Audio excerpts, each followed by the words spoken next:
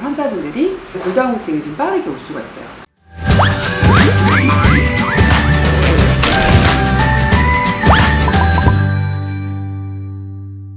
안녕하세요. 혹선생님 김한희 원장입니다. 오늘은 일단 중년 여성을 위협할 수 있는 골다공증에 대한 이야기를 좀 해보려고 해요.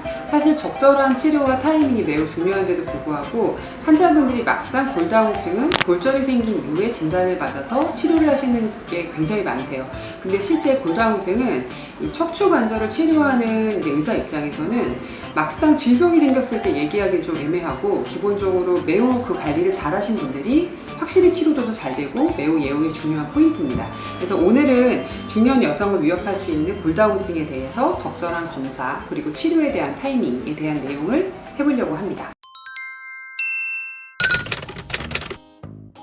골다공증은 일단 어떤 질병인지를 먼저 아셔야 돼요. 골다공증 같은 경우는 일단은 뼈가 젊었을 때는 생성이 되고 퇴화가 되는 게 본 턴오버라고 하거든요.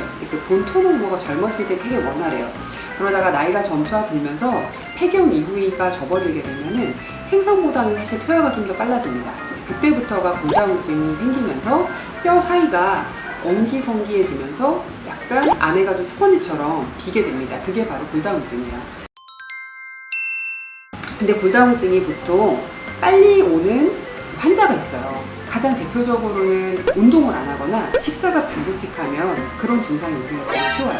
가장 중요한 건 기본에 충실한 겁니다. 그래서 식사를 잘 하시고 운동을 잘 하시면 대다수 환자분들이 골다공증이 천천히 진행하게 되겠죠. 물론 질병에 의해서 나타나시는 분들도 있어요. 일시적으로 임산부라든지 아니면 호르몬의 불균형한 그런 증상이 있어서 호르몬 불균형증이 있는 경우 같은 경우는 원래 골다공증이 좀 빠르게 올 수가 있어요. 그 이외에도 물론 다양한 원인이 있지만 골다공증이 올 수 있을 만한 것에 가장 흔한 것은 폐경 이후의 여자입니다. 그래서 골다공증이 보통 폐경 이후에는 1년에 한 번씩 검진 주기를 잡으시면서 규칙성 있게 모니터링을 하시면 시간과 시간 사이에 자신의 속도를 알 수가 있어요. 그럼 그 속도가 느리고 완만한 환자들 같은 경우라면 기본적으로 운동도 하고 식사도 하고 이런 기본 요법에 좀 더 충실하면 되겠고요. 내려오는 속도가 너무 가파르다 그러면 정말 치료를 하셔야 되는 거예요.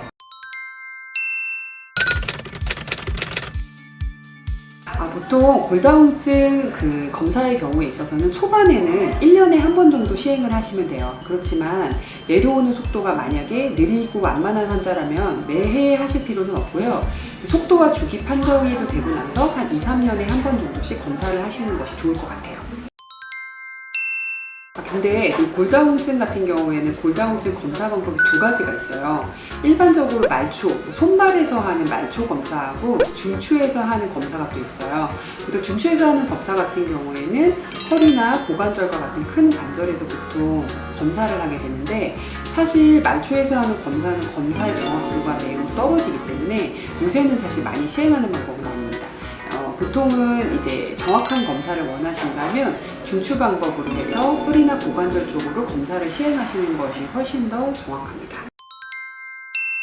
자, 지금까지 골다공증의 검사와 치료에 대한 부분, 그리고 조기 검사가 왜 필요한지에 대한 부분에 대한 오늘은 설명을 드렸고요. 제가 말씀드렸던 것처럼 골다공증은 사실 진단이 되면 막상 1년 이내에 치료가 끝나는 경우는 거의 없어요. 보통 진단이 되면 내려가는 속도가 있기 때문에 보통 평균 한 3년 정도 치료를 하셔야 되거든요. 그래서 보통 초반에 내려가는 속도에 따라서 골다공증이 진행이 되고 있구나 하는 증상을 빨리 먼저 캐치하시는 게 매우 중요한 것 같아요. 제가 말씀드린 포인트에 만약에 유념하셔서 진단이 빠르게 된다면 100세 시대에 허리가 잘 굽지 않는 허리를 잘 관리하실 수가 있을 것으로 보입니다. 지금까지 통증을 알기 쉽게 설명해드리는 혹선생님 김한희 원장이었습니다. 오늘도 구독과 좋아요를 꼭 눌러주실게요. 감사합니다.